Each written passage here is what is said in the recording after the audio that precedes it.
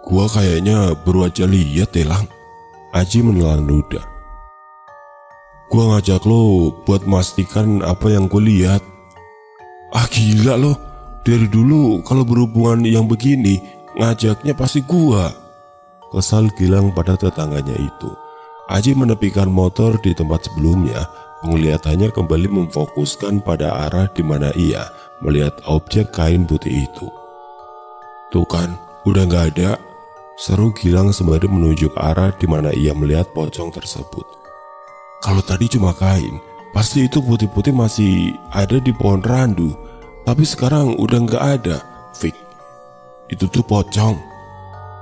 Merasa tidak ada jawaban, Aji membalikkan badan.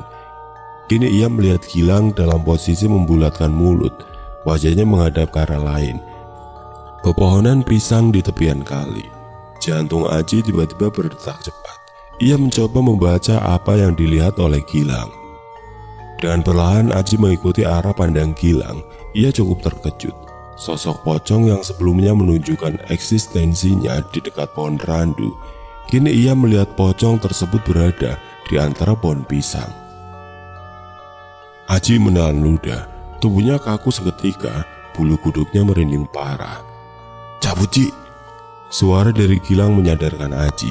Dengan terburu-buru dan masih dalam mode panik, ia mengendarai motornya menuju dusun A. Sebuah pos ronda yang belum ada pemenunggunya terlihat di depan. Aji menghentikan motornya di sana.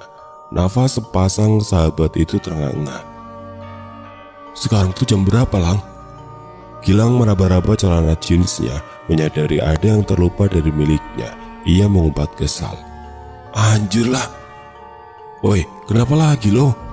Tanya Aji sambil turun dari motornya. Kini mereka duduk di pos tersebut.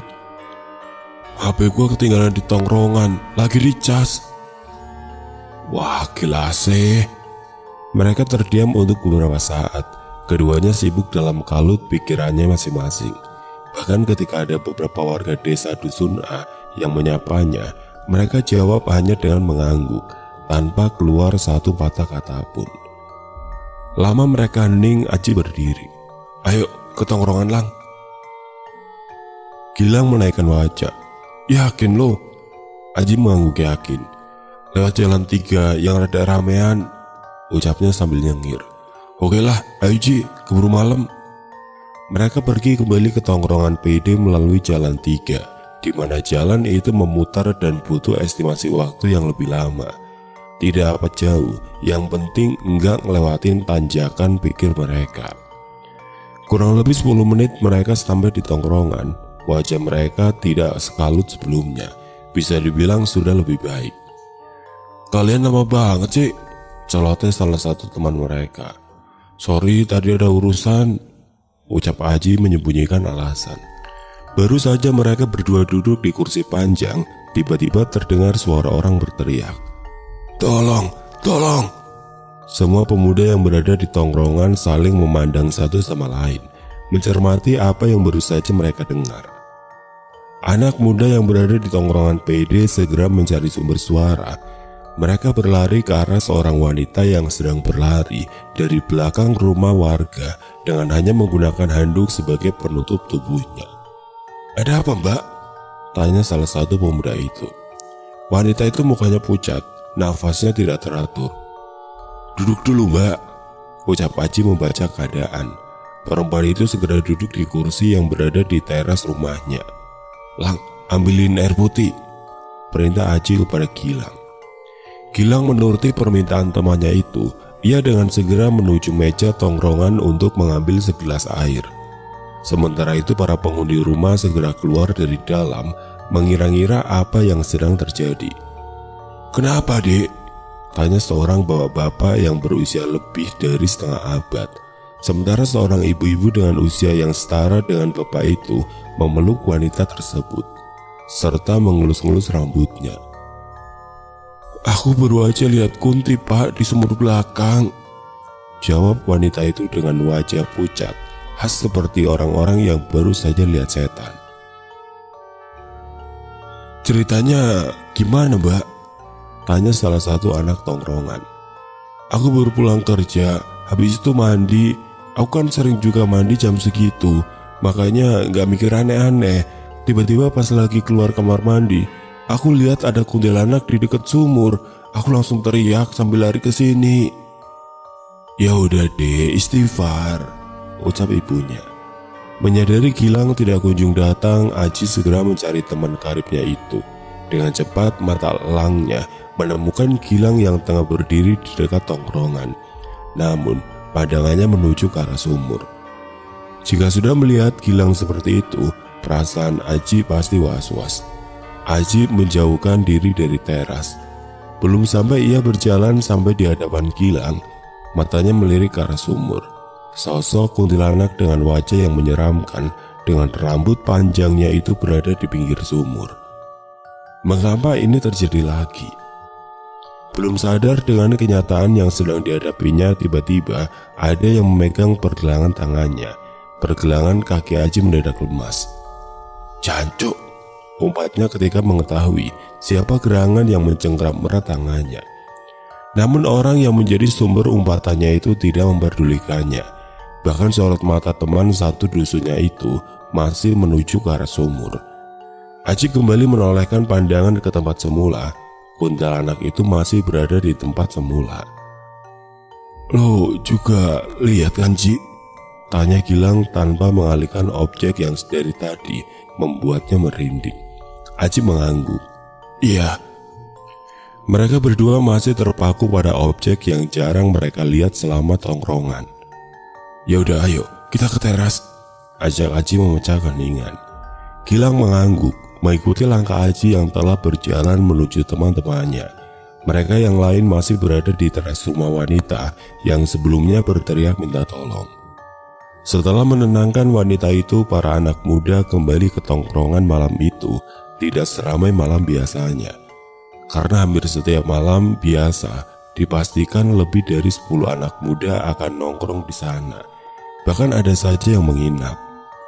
Sekumpulan pemuda itu sedang sibuk dengan urusannya masing-masing. Ada yang bermain gitar, bermain game di ponselnya, ada yang tiduran di amben, bahkan ada yang memisahkan diri sedikit menjauhi anak-anak yang lain karena sedang menelpon kekasihnya. Diam bentar deh, ucap salah satu anak yang sedang tiduran di amben. Semua anak tiba-tiba terdiam. Tidak ada satupun yang berucap, hanya terdengar suara katak yang samar-samar terdengar dari sawah. Si anjing kentut, umpat seseorang yang tengah berada di sebelahnya dan diikuti oleh semua penghuni tongkrongan. Namun yang sedang diumpat malah tertawa terbahak-bahak. Ia sukses menjahili anak-anak tongkrongan. Tidak begitu dengan Gilang. Ia malah sibuk dengan indera penciumannya. Ia terlihat mengendus bau yang berbeda. Bentar weh, ada bau aneh nih, ucap Gilang. Paling bau kentutnya si Bayu, seloteh anak yang sedang menelpon pacarnya tersebut. Bukan, baunya wangi, jelas Gilang kembali. Merasa ada yang aneh, Aji mulai mengendus bau yang dirasakan oleh Gilang. Iya, wangi men. Kemenyan ini coy, ujar anak yang tengah memegang gitar.